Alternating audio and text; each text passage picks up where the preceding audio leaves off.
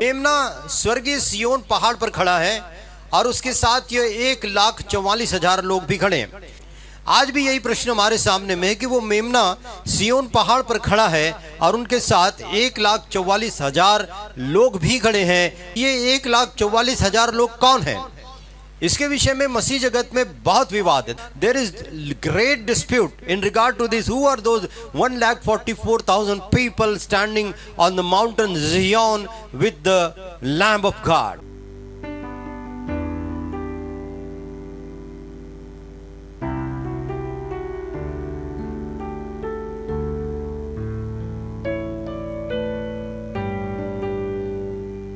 आज ऐसे ही एक और अध्ययन की नई श्रृंखला जो अध्याय प्रकाशित वाक्य की किताब के 14 से शुरू होती है कि यूहन्ना ने दृष्टि की और देखा कि एक मेमना सियोन पहाड़ पर खड़ा है और उसके साथ 1,44,000 लोग हैं। पहले वचन में हम हैं और पहले वचन को हम पूरा करेंगे, बाद में आगे जाएंगे। यहाँ 13 अध्याय की अंधकारपूर्ण एवं भयंकर घटनाओं के बाद इस 14 अध्याय में स्वर्ग की एक झलक दिखाई दे रही। बहुत खुशी की बात है, बड़ा रिलैक्सिंग टाइम है कि जो घटनाएं 13 अध्याय में हुई, हमने बहुत कुछ सीखा। और उसके बाद में जहां अंधकार, जहां पर भयंकर घटनाओं का जिक्र हो रहा था, 14 अध्याय हमारे लिए स्वर्ग की जो एक झलक को यहाँ पर दिखा रहा है और ये हमारे लिए बहुत सुकून की बात है। इस प्रकार की घटना के समान मानो बिजली और तूफान के दिन के बाद एक शांत और सुंदर शाम का आयोजन हुआ है या आगमन हुआ है। सो प्रभु ने ये 14 अध्याय को हमारे समक्ष में रखा है। मसीह विरोधी और झूठे नबियों के कार्यों का वर्णन हमने इसके पश्चात इस अध्याय में उस अधर्म और अंधकार के पूर्ण बादलों को हटाते हुए यीशु मसीह के राज्य की चर्चा आरंभ की है। यूहन्ना ने अपने दर्शन में यीशु मसीह को देखा जो बड़े विजय के साथ सियोन पर्वत पर खड़ा है। हालेलुया। और यह सियोन पहाड़ स्वर्ग का पहाड़ है जिसकी चर्चा पौलुस प्रेरित ने की। और पौलुस प्रेरित ने क्या कहा? तुम सियोन पहाड़ के पास और जीवित परमेश्वर के नगर अर्थात स्वर्गीय यरूशलेम के पास लाखों स्वर्गदूतों और उन पहलोठों की साधारण सभा और कलीसिया जिसके नाम स्वर्ग में लिखे हुए हैं और उन सबके न्यायी परमेश्वर के पास और सिद्ध किए हुए धर्मियों की आत्माओं और नई वाचा के मध्यस्थ यीशु और छिड़काव के उस लहू के पास आए हो।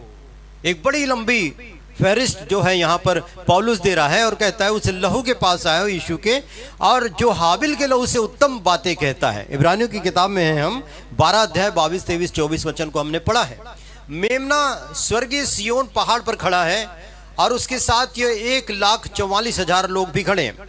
आपने इस जिक्र को पहले भी सुना होगा जब हम 7वें अध्याय का अध्ययन कर रहे थे, वहां पर हमने ये जिक्र को पढ़ा था 1,44,000 लोग कौन से होंगे।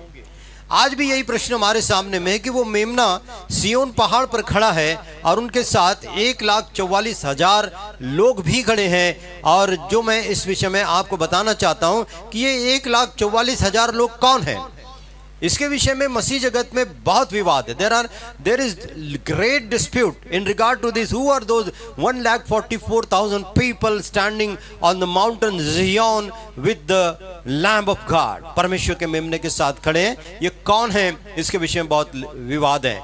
सब लोगों ने विवाद करके ये साबित करने का कोशिश किया कि 1,44,000 लोग जो है उनके विभाग के हैं, उनके विश्वास के कोई विशिष्ट झुंड है। सर्वप्रथम उन विचारों की हम जांच पड़ताल करेंगे जो आज इस विवादित विचारों से संबंध रखते हैं और विवादित विचारों के हैं, इनको हम जांच पड़ताल करने के बाद आगे जाएंगे। 1,44,000 लोगों के इस झुंड के बारे में कई लोग सोचते हैं कि एक विशेष पदवी और सौभाग्यशाली लोग हैं और इस कारण उनमें किसी न किसी रूप में हम शामिल हो जाएं तो हम धन्य हो जाएंगे, या उसी सौभाग्य में यह व्यक्ति या झुंड भी शामिल हो जाएंगे। इस समय एक वचन याद आता है, जब लोग अपनी धारणाएं बनाने लगते हैं प्रभु से, तो उन धारणाओं में सबसे अच्छी ये बात हमें अच्छी लगती है, मतलब सोचने वाले को अच्छी लगती है, वो ये कि अगर कोई अच्छी चीज़ हो रही है तो मैं उसमें शामिल होना चाहिए, अगर कोई ब्लेसिंग चीज़ हो रही है तो मैं उसमें शामिल होना चाहिए, अगर किसी को बहुत बड़ी चंगाई मिली तो मैं भी उस क्वायर में था, अगर किसी गीत के समय में बहुत आत्मा बड़ी सामर्थ्य के साथ में उतरा तो मैं खुद भी वहाँ गीत गा रहा था। यानी हम उस झुंड में अपने आप को शामिल करने की होड़ में लगे हुए हैं। सो मैंने कहा 1,44,000 लोगों में कई लोग सोचते हैं कि वो हमारे डिपार्टमेंट के लोग, हमारे डिनोमिनेशन के लोग, हमारे संदर्भ के लोग, हमारे विशिष्ट लोग जो हैं उसके अंदर में शामिल हो, ये उनका कहना है, तो वो धन्य हो जाएंगे, या उसी सौभाग्य में ये व्यक्ति उस झुंड में शामिल हो जाएंगे। इस समय एक वचन जो मैंने कहा यीशु मसीह ने कहा, और यीशु मसीह ने एक समय उत्तर देते हुए कहा था मत्ती की किताब 22 अध्याय के 29 वचन में, और यीशु ने उनको उत्तर दिया कि तुम पवित्र शास्त्र और परमेश्वर की सामर्थ को नहीं जानते। You do not understand the power of the word of God and God. परमेश्वर के वचन और परमेश्वर की सामर्थ को नहीं जानते, इस कारण भूल में पड़े हुए हो। आप भूल कर रहे हो कि आप समझ रहे हो 1,44,000 में मैं हूं और हमारे डिनोमिनेशन के लोग हैं। अगर पेंटिकॉस्टल लोग कहें कि हम उसके अंदर में आते क्योंकि हम पेंटिकॉस्टल लोग हैं, हम पिता पुत्र पवित्र आत्मा सही शिक्षाओं को मानते हैं। अगर हमारे रोमन कैथलिक भाई लोग वो कहें, अगर हमारे बैप्टिस्ट मिशन के लोग वो कहें, अगर हमारे सेवंथ डे एडवेंटिस्ट लोग वो कहें, अगर हमारे सब्बात को मानने वाले लोग वो कहें, तो सारे लोग दूसरों को छोड़ के अपने आप को उन 1,44,000 लोगों में शामिल करना चाहते। सारे लोग 1,44,000 में अपने आप को शामिल करना चाहते। तो यीशु ने क्या कहा? तुम पवित्र शास्त्र को नहीं जानते और परमेश्वर की सामर्थ को भी नहीं जानते, इस कारण भूल में पड़े हुए। सो ये व्याख्याता जो इस प्रकार की व्याख्या देते हैं कि हमारे डिनोमिनेशन के, हमारे चर्च के लोग, हमारे सेक्ट के लोग जो हैं उस 1,44,000 लोगों में सियोन पर्वत के साथ, परमेश्वर के साथ में खड़े हुए हैं, ये हमारे लिए सौभाग्य की बात है, इसलिए वो हम हैं।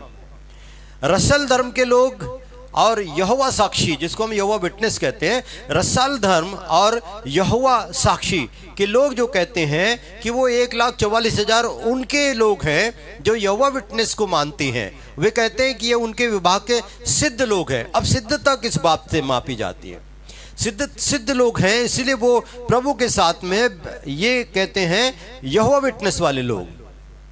तो यहोवा विटनेस वालों की अगर आप बात को सुनेंगे तो वो यही बताएंगे कि हम वो लोग हैं जिनको प्रभु ने अपने पास में रैप्चर में भी उठाया और हम उनके साथ में खड़े हुए हैं, तो ये हम लोग हैं। और वो इसलिए मानते हैं कि हम सिद्ध लोग हैं। अब सिद्धता किस माप से? पौलुस क्या कहता है कि हम सिद्धता की ओर दौड़ रहे हैं।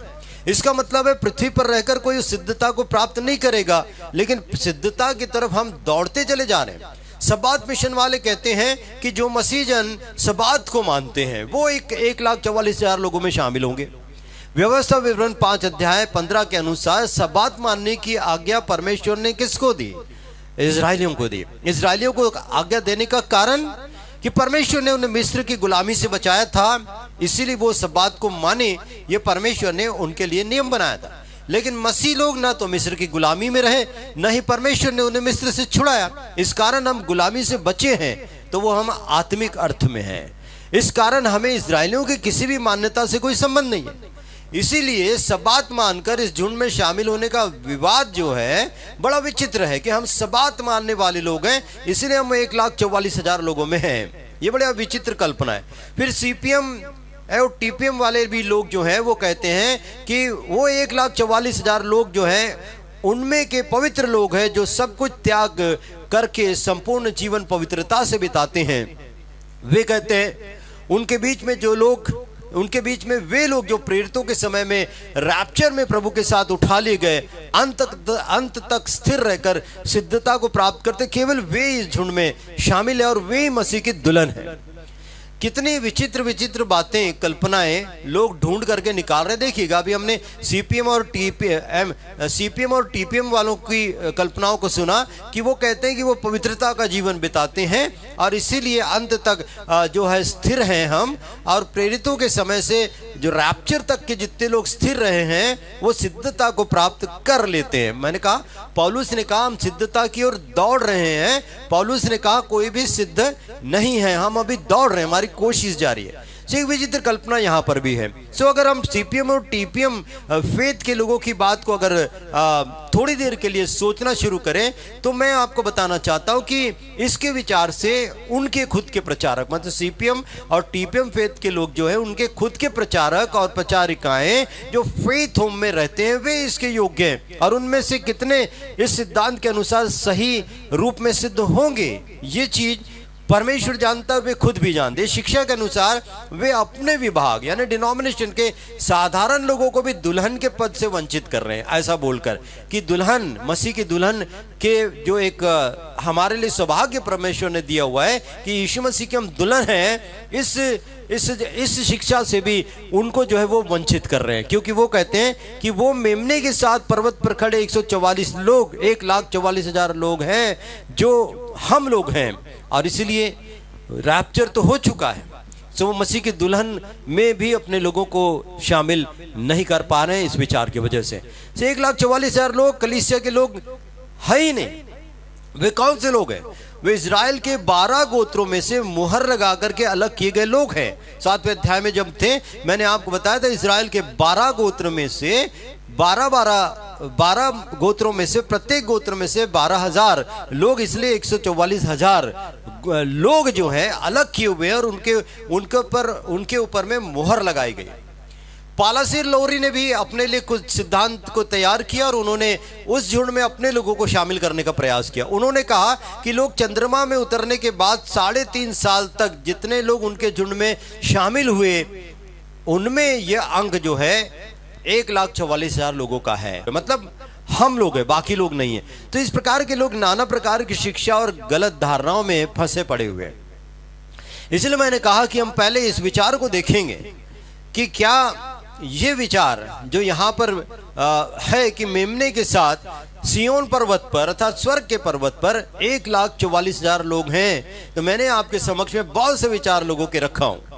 मैं आपको ये बताना चाहता हूं कि ये कलीसिया के लोग क्यों नहीं है, ये झुंड कलीसिया के युग के लोग नहीं है, मतलब ये कलीसिया का जो समय था रैप्चर के पहले, इस समय के लोग नहीं है। क्यों?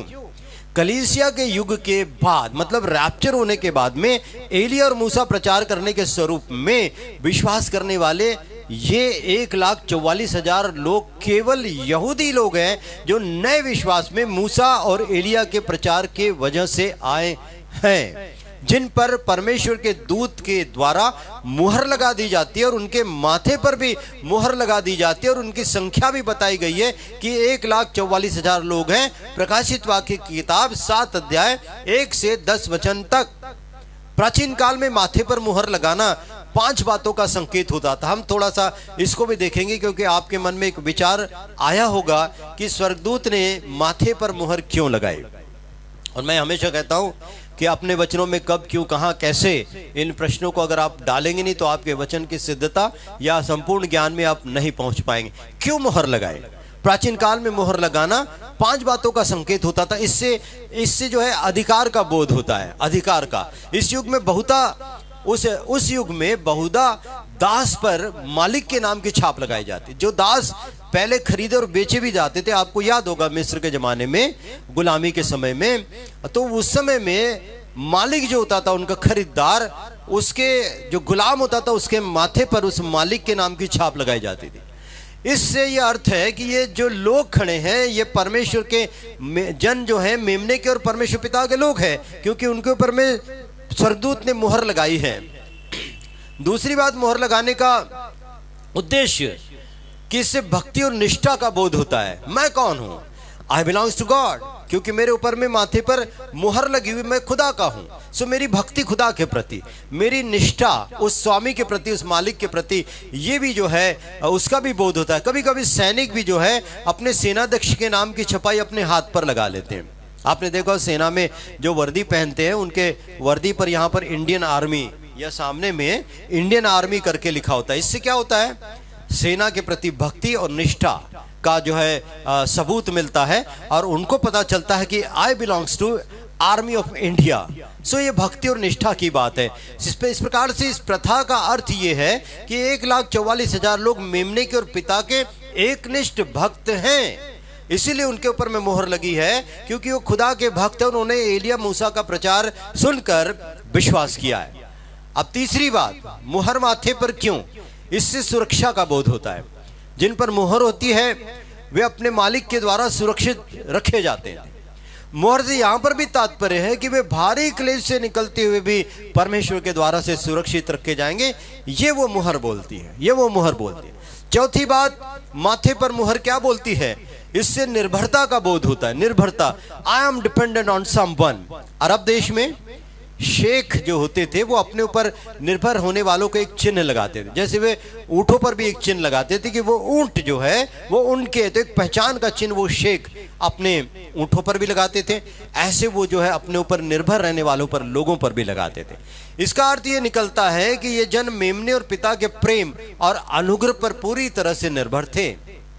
पांचवी बात, माथे पर मुहर, इससे बचाव का भी बोध होता है। बोध मतलब फील होता है, ज्ञान होता है, समझ होती है ऐसी कि हम इससे बचाव, मतलब हमारी सुरक्षा की बात। प्राचीन संसार में, प्राचीन युग में, मतलब संसार में किसी किसी देवता के अनुयायी जो थे उस देवता के चिन्ह से अंकित होते थे। हमारे भारत देश में बहुत सारे धर्म हैं, बहुत सारे संप्रदाय हैं, बहुत सारे विश्वास हैं, और प्राचीन काल में अलग अलग देवी देवताओं के पूजा करने वाले लोग उनके उनके देवताओं के चिन्ह जो है अपने ऊपर में अंकित कर लेते थे। आप भी आज भी देखते हो तो यहाँ इस हाथ के स्थान पर भी आपने बहुत लोगों के देखा होगा, इस बाहीं पर भी देखा होगा, किसी न किसी देवी देवताओं के चित्र बना हुआ होता है। तो उनका विश्वास ये होता है कि अगर इस प्रकार के चित्र हमारे हाथों पर बने रहेंगे तो हम हानि से, यानी नुकसान से बचे रहेंगे। आपने देखा लोग काला धागा पहनते हैं और कुछ कुछ पहनते हैं, उंगलियों में भी पहनते हैं। आप लोगों के हाथ में नहीं होंगे लेकिन लोग पहनते हैं। घोड़े के नाल की बनी हुई लोहे की रिंग बीच की उंगली में, बहुत सिद्धांत है, बहुत मान्यता है। और हमारे मसीह लोग भी ऐसी गलत धारणाओं में फंसते हैं और वो भी करते हैं। आपने देखोगे गले में काले धागे, ताबीज, लाल धागे, इस प्रकार के चीजें जो है किस चीज के लिए बांधते हैं वो, कि हम हानि से बचे रहेंगे। प्राचीन काल में मंदिर जो होता था एक शरण स्थान होता था। यदि कोई अपराधी, चाहे वो गुलाम हो या स्वतंत्र हो, उस मंदिर में अगर वो पहुंच जाता तो बदले, वो मंदिर में जब पहुंच जाता था और वो बदला लेने की बात से बच जाता था, मतलब उससे बदला नहीं लिया जा सकता था, या वो न्याय से स्वतंत्र हो जाता था, न्याय के दंड से मुक्त हो जाता था। जब ऐसा कोई अपराधी या भगोड़ा मंदिर में पहुंच जाता था तो उस पर वे लोग पवित्र चिन्ह बना देते थे। मंदिर के पुजारी पवित्र चिन्ह बना देते थे क्योंकि वो अब मंदिर की शरण में है, और वे इस बात के घोतक है कि अब वो व्यक्ति देवता को समर्पित कर दिया गया और उसका कोई कुछ नहीं बिगाड़ सकता है। मैंने कहा भारत देश बहुत सारे धर्म और विश्वासों का देश है, ये भी एक विश्वास है। आपने सुना नहीं होगा, अब आप सुन रहे हैं, एक विश्वास है ये कि अगर वो व्यक्ति, उसके ऊपर में देवता की मूर्ति, मुहर बना दी गई या चित्र बना दिया गया, now this man who is a criminal, now he belongs to God, और उसको, उस परमेश्वर के, उसकी संपत्ति हो गई, अब उसको कोई कुछ नहीं कर सकता है। तो ये चिन्ह पूर्ण बचाव के चिन्ह है।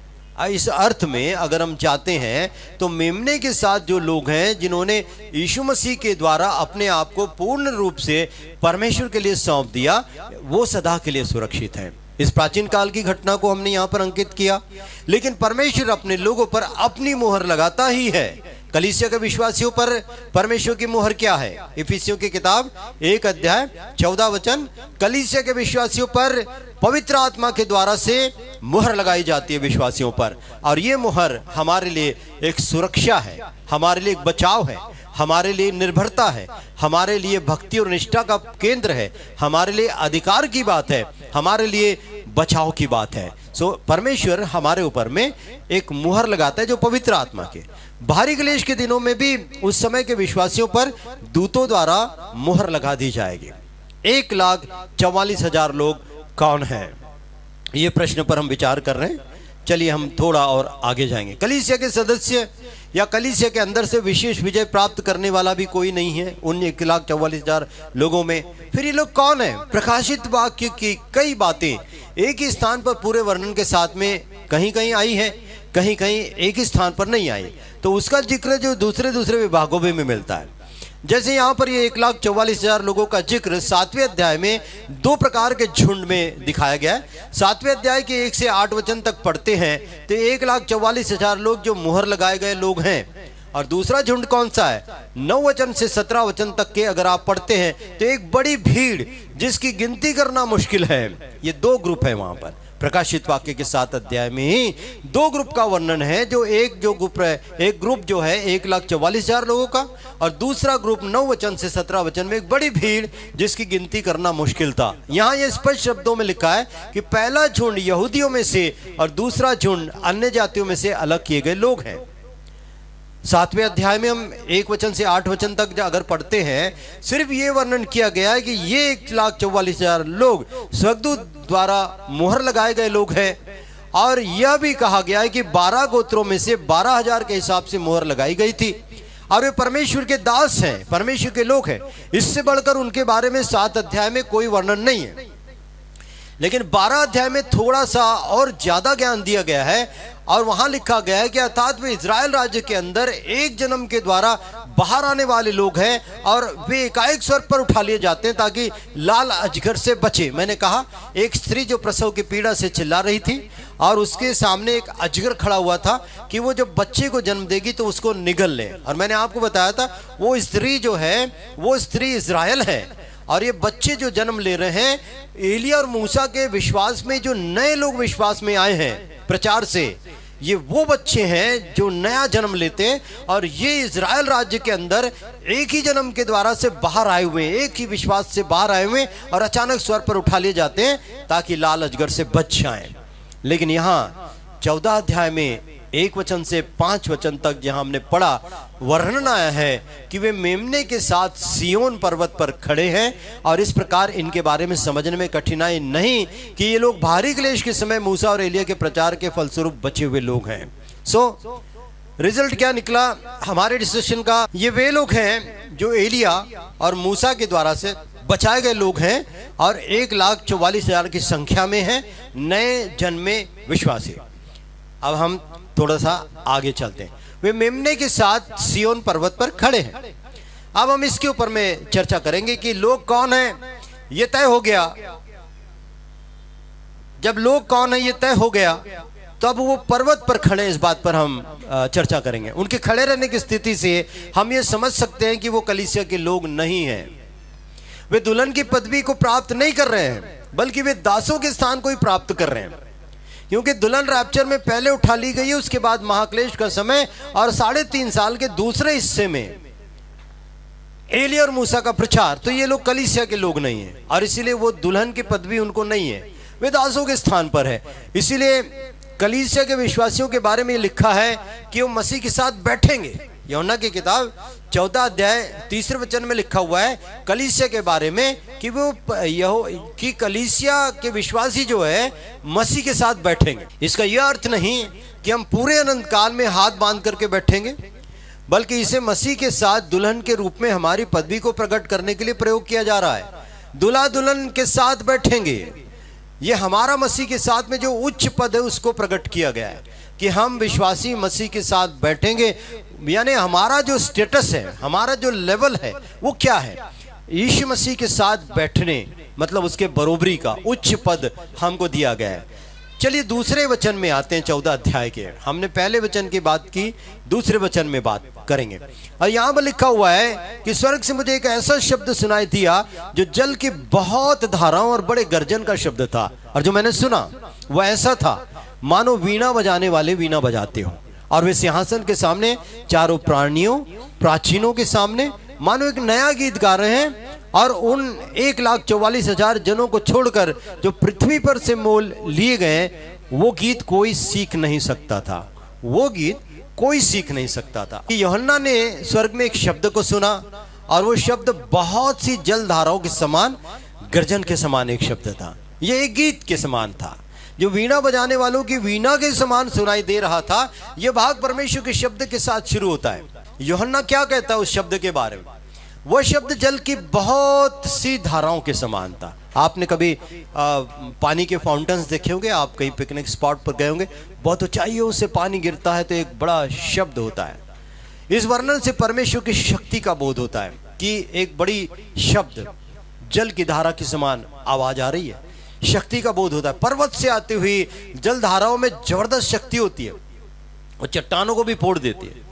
और मनुष्य के हाथों का अगर कुछ कंस्ट्रक्शन है या कुछ दीवार बनाई गई, जैसे अभी डैम्स बनाते हैं और जो जल की धारा को वो डैम्स रोक लेते हैं, तो वो जल की धाराएं, वो जो परमेश्वर की बनाई गई उसमें इतनी शक्ति है कि वो जल धाराएं जो है वो डैम की दीवारों को भी, गेट को भी तोड़ देती है। तो दूसरी बात, पहली बात, जल की धाराओं का जो जिक्र यहाँ पर आ रहा है, तो यूहन्ना उसके बारे में कहता है कि शब्द बहुत जल की धाराओं के समान था। और ये जो शब्द की बात हम कर रहे हैं कि परमेश्वर का शब्द गर्जन के समान था। इससे ऐसे शब्द का बोझ होता है जिसके संबंध में कोई गलती नहीं कर सकता। शब्द को सुनना ही पड़ता है। परमेश्वर का शब्द मनुष्य के कानों पर अवश्य पड़ेगा, अवश्य पड़ेगा। खुदा का वचन हर एक के कानों पर पड़ेगा, इसको सुनना ही पड़ता है, सुनना पड़ेगा। और इसीलिए लिखा हुआ है कि हर एक जीभ मानेगी, हर एक घुटना झुकेगा। सुनना मसीह के कलाम से होता है और सुनने से विश्वास होता है और विश्वास करने से ही वो यीशु को प्रभु कहता है। सो परमेश्वर का शब्द मानो वीणा बजाने वाले वीणा बजाते हो, ऐसा था। तीसरा यूहन्ना का वक्तव्य, इस शब्द से एक मधुरता का बोध होता है।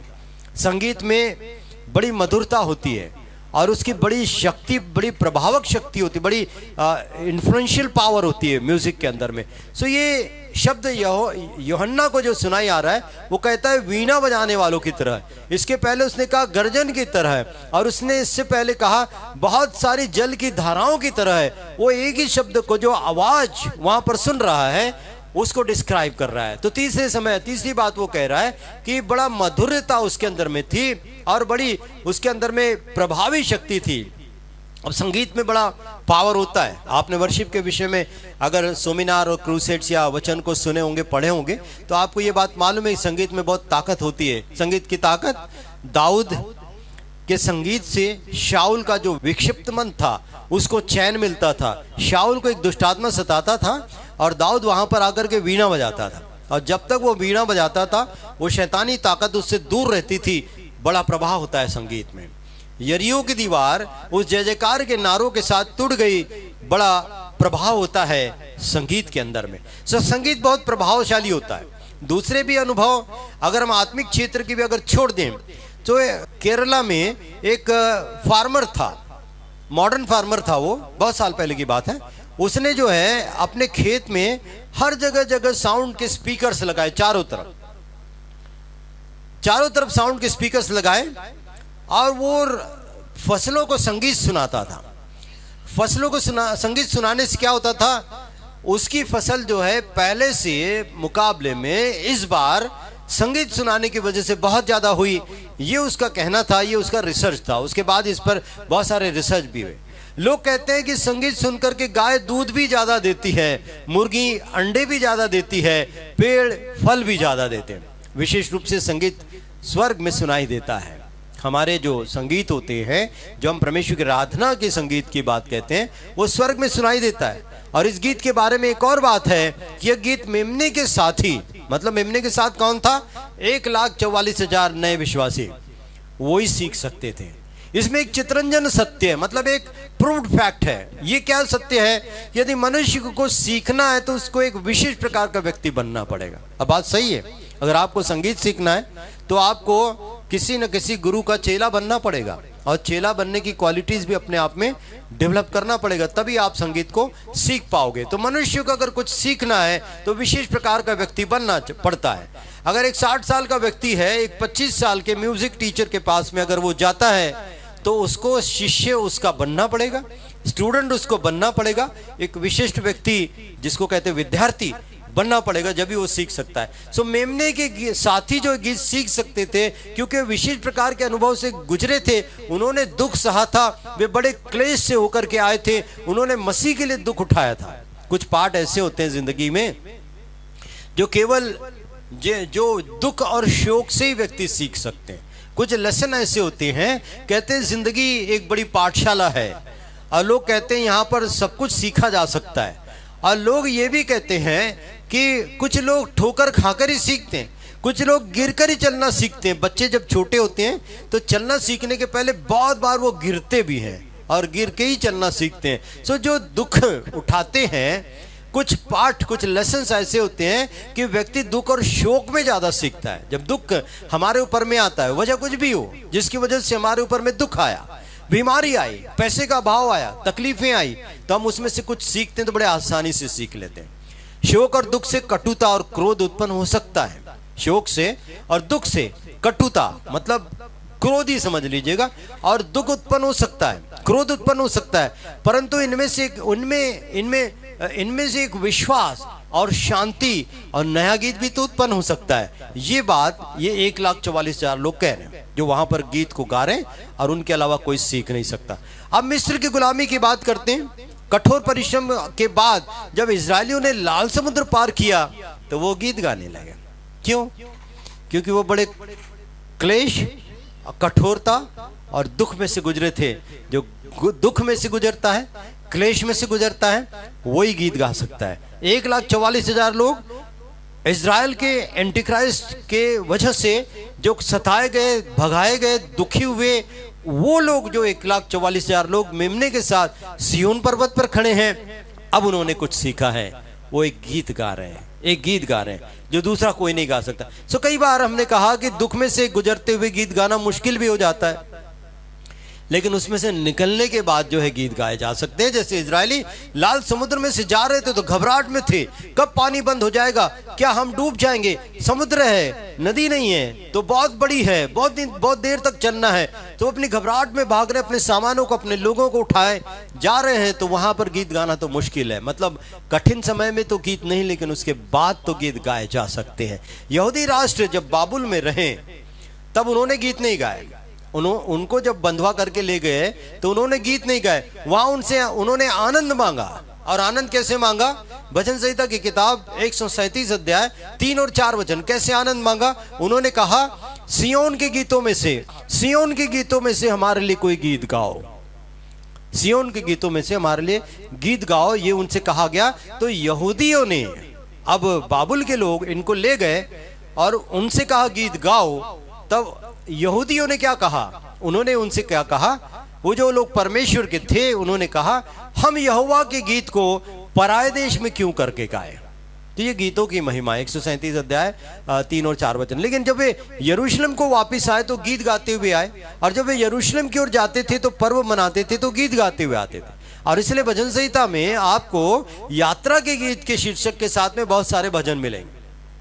आपने पढ़ा भी होगा कि यात्रा के गीत, लेकिन आपने कभी विचार नहीं किया होगा कि ये कौन सी यात्रा है। मैं आपको इस वक्त में उसका ज्ञान दे रहा हूं। अभी हमारे कॉन्टेक्स्ट में आ गया है कि जब भी वो यरूशलेम की तरफ वापस आए तो गीत गाते हुए आए, और जब भी वो कहीं से भी यरूशलेम की तरफ आते थे, पर्व मनाने के लिए भी आते थे, तो वो गीत गाते थे। और वो यात्रा के गीत भजन संहिता की किताब में दर्ज है, जो आज मैं और आप पढ़ते हैं। सो गीत गाने वाले दुखों और मुसीबतों का सामना करते हुए जब बाहर निकलते हैं तो वो अक्सर गीत को गाते हैं। 1,44,000 लोग भी उस गीत को सीख सकते थे, अर्थात वो उसको सीखने और गाने का अनुभव से सीखा था उन्होंने। वे परमेश्वर के सिंहासन के सामने स्वर्ग में प्रभु परमेश्वर की उपस्थिति में इस गीत को गा रहे हैं। इस बात को भूलिएगा नहीं, इस बात को भूलिएगा नहीं। उनके बारे में एक विशेष बात यहाँ पर लिखी हुई है। जब आप 4 वचन में आते हैं, 14 अध्याय की एक बात लिखी है, अर्थात ये वे हैं जो स्त्रियों के साथ अशुद्ध नहीं हुए पर कुंवारे हैं। अंग्रेजी बाइबल में वर्जिन शब्द का इस्तेमाल किया गया है, और ये एक अलंकारिक प्रयोग है। कुंवारे हैं मतलब ये अलंकारिक, मतलब सिंबलाइजेशन है, रूप का अर्थ, जैसे कहते हैं हिंदी शब्द में, इट सिंबलाइजेस समथिंग। क्या सिंबलाइजेशन क्या होता है? कि सिंबलाइजेशन में यहाँ पर अर्थ वो नहीं है कि स्त्रियों के साथ अशुद्ध हुए, लेकिन ये जो मैंने कहा एक सिंबलाइज करता है कि स्त्रियों के साथ कुंवारियां कैसे अशुद्ध हो सकती है। कुंवारी स्त्रियों के साथ नहीं, पुरुषों के साथ अशुद्ध होना संभाव्य है। इस विषय को गलत समझ करके, गलत प्रीचिंग करके बहुत से प्रचारकों ने या बहुत से डिनोमिनेशंस के लोगों ने ऐसा प्रचार किया कि अब स्त्रियों के साथ अपने आप को अशुद्ध नहीं किया, मतलब लोग ब्याह शादी से कतराने लगे। गरीब लोग बेचारे ब्याह ही नहीं कर पा रहे, क्योंकि उनको ऐसे बताया गया कि वे लोग ये हैं जिन्होंने अपने आप को स्त्रियों के साथ अशुद्ध नहीं किया। तो उनका मानना ये हो गया कि जो पुरुष स्त्री विवाह करते हैं और उनके साथ वैवाहिक जीवन को बिताते हैं, वो अशुद्धता में होते हैं, उनके संबंध अशुद्ध होते हैं। इसीलिए इस विषय को गलत समझ करके कई गरीब लोग विवाह से परे रह जाते हैं, और दूसरों को विवाह से, उनके शिक्षा के द्वारा से भी वो रोक रहे हैं। यानी एक ऐसी शिक्षा बनाई गई है कि कुछ लोगों को उस पर मजबूरी से चलना पड़ रहा है। अब विवाह के विषय में आप सभी जानते हैं, बाइबल के विषय में विवाह के समय में बोला जाता है कि खुदा ने ये बनाया इंस्टीट्यूशन, ये सब चीज़ें तो हमारा विषय नहीं, इसलिए हम उस पर बात नहीं करेंगे। मैं आगे चलते हैं। और पौलुस ने कितने लोग भरमाने वाली आत्मा और दुष्ट आत्माओं की शिक्षा पर मन लगाकर विश्वास से बहक जाएंगे, इस बात को कहा। पहले तीमुथियुस की किताब के 4 अध्याय पहले वचन में कहा कि लोग जो है भरमाने वाली आत्माओं के, दुष्ट आत्माओं की शिक्षा पर मन लगाकर के विश्वास से बहक जाएंगे। अब जब खुदा ने विवाह को एक इंस्टीट्यूशन बनाया, फिर लोगों ने यह शिक्षा फैलाई कि वे 1,44,000 लोग वो है जो स्त्रियों के साथ अशुद्ध नहीं हुए, तो इन्होंने एक धर्म चला दिया, एक सिद्धांत चला दिया कि लोग स्त्रियों के साथ में ब्याह न करें। भरमानी वाली आत्माएं, दुष्टता की शिक्षा है। सो विवाह को रोकने के लिए यदि कोई डॉक्ट्रिन बनाए, वो कुछ भी नहीं, अगर कुछ भी डॉक्ट्रिन हो जो विवाह के खिलाफ में है, तो भरमाने वाली आत्मा और दुष्ट आत्माओं की शिक्षा है। यही बात उनके लिए, यही शब्द जो पर्याप्त है। सो परमेश्वर से बढ़कर बुद्धिमान बनने का प्रयास नहीं करना चाहिए। ऐसे बहुत से व्याख्याकार हैं जो अपने लिए कुछ तो खींच के निकालते, अपना सिद्धांत लगा देते हैं, यहोवा विटनेस, ओनली जीसस, और इस प्रकार से कुछ न कुछ सिद्धांतों में बैप्टिस्ट मिशन, और ये लोग जो है ऐसे मेथोडिस्ट और जिन प्रकार के, मैं किसी का नाम लेना इस मंच से उचित नहीं समझता, लेकिन ऐसे बहुत से मिशन हैं जो एक एक सिद्धांतों को पकड़कर उसके पांव को खींच करके लंबा करके अपने लिए विश्वासियों को जमा करते हैं। जो प्रभु का वचन कहता है, ये भटकाने वाली आत्माओं की शिक्षाएं हैं। खुदा ने उत्पत्ति की किताब के 2 अध्याय 18 वचन में पुरुष के लिए एक सहायक बनाया, पुरुष के लिए एक सहायक बनाया। आगे चलते हैं। परमेश्वर की इच्छा और योजना के विरुद्ध आने वाली शिक्षा परमेश्वर की इस पवित्रता में नहीं है, लेकिन परमेश्वर के मन को दुखी करती है। सो विवाह जो हमने देखा एक आदर की बात है। सो परमेश्वर का वचन यहाँ हमको बताता है कि भारी क्लेश के दिनों में, विशेष करके क्लेश के अंतिम 3.5 सालों में, उसके उत्तरार्थ में या अंतिम साल में, यानी पहले 3.5 साल का हिस्सा या बाद के हिस्से में, मसीह विरोधी अपनी मूर्ति यरूशलेम मंदिर में स्थापित करेगा और उसकी पूजा करने की आज्ञा देगा, और इस बात के लिए झूठे नबी लोगों को प्रोत्साहित करेगा। अगर नहीं मानेंगे लोग मूर्त की पूजा करने के लिए, इजरायली लोग, ईसाई लोग, तो उनके ऊपर में बल का प्रयोग किया जाएगा और वे सताए जाएंगे। ऐसे भारी क्लेश के समय में मूसा और एलिया का आगमन हुआ है, और वे आकर के राज्य का सुसमाचार सुनाएंगे। यहूदी जाति के अंदर एक क्रांति कार्य होगा, क्रांतिपूर्ण कार्य होगा, और मसीह विरोधी की सतावट की परवाह न करते हुए ये 1,44,000 लोग राज्य के सुसमाचार के द्वारा से यीशु मसीह पर विश्वास करेंगे, और यहूदी समाज रूपी नामधारी विश्वासियों के बीच में से सच्चे विश्वास के साथ में बाहर आएंगे। नामधारी नहीं होंगे, सच्चे विश्वास के साथ नामधारी लोगों में से बाहर आएंगे। मूसा और एलिया के प्रचार के स्वरूप फलस्वरूप सर्वप्रथम विश्वास करने के कारण वो पहलोटे कहे जा रहे हैं। 1,44,000 लोग, they will be called the first born, पहलोटे उनको कहा जाएगा। और इसके बाद बहुत से लोग यहूदियों में से विश्वास करेंगे। जब यहूदी लोग विश्वास कर लेंगे, and they will be called the first born, और वो मेमने के साथ सिय्योन पर्वत पर खड़े रहेंगे। इनको देखने के बाद में कुछ और लोग, कुछ अन्य जाति के लोग भी विश्वास करेंगे। लेकिन ये 1,44,000 लोग सबसे पहले भारी क्लेश में जो विश्वास किए वो ही लोग हैं, बाद में जो जुड़ेंगे वो दूसरे लोग हैं। अब इनके लिए कोई विशेष दर्जे की आवश्यकता नहीं है।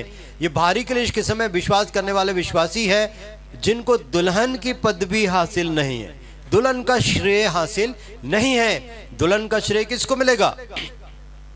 जो रैप्चर में यीशु मसीह के साथ बादलों पर उठा लिए जाएंगे ना, वो मसीह की दुल्हन को लेने यीशु मसीह आएगा, वही दुल्हन का दर्जा हासिल करेंगे, बाकी के लोग नहीं।